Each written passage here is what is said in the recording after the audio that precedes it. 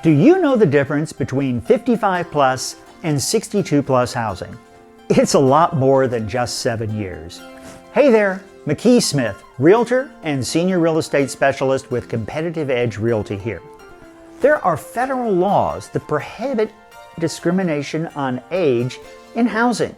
So how can some housing developments be age restricted? The Housing for Older Persons Act, HOPA, was created to allow an exception for housing specifically marketed to older persons.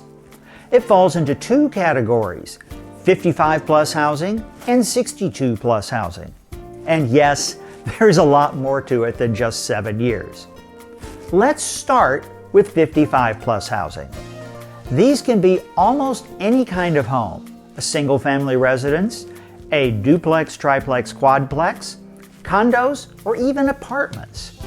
55 plus housing must comply with an 80-20 rule.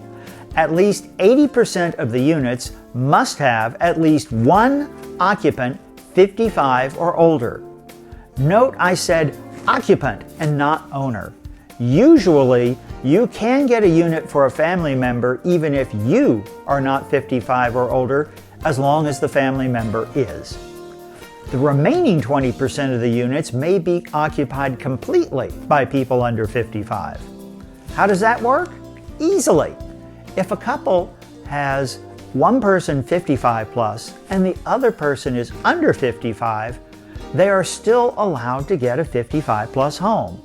Remember, only one occupant must be 55 plus.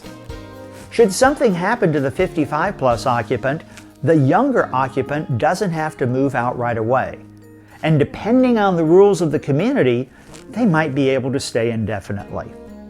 A healthcare attendant or family member care provider is excluded from the 80-20 rule. Now, let's talk about 62 plus housing.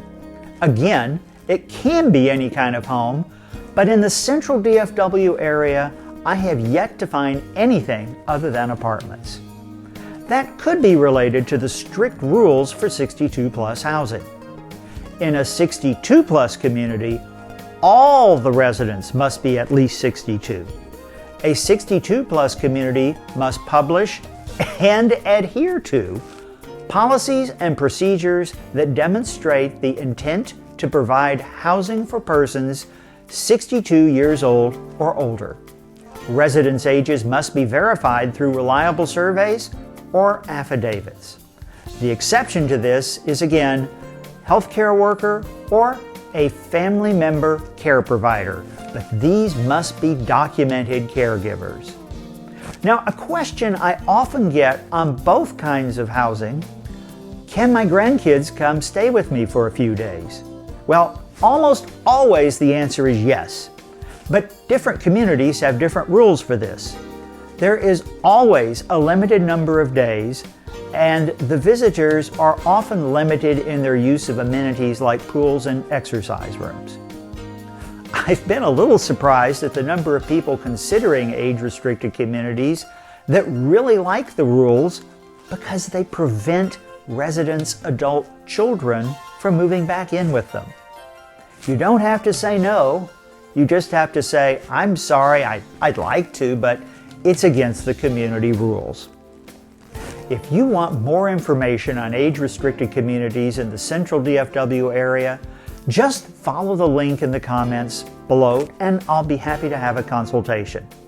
I'd love to answer any questions. If I don't know the answer, I can find someone who does know it. That's all for now. Remember, McKee has the keys to selling your home. Bye!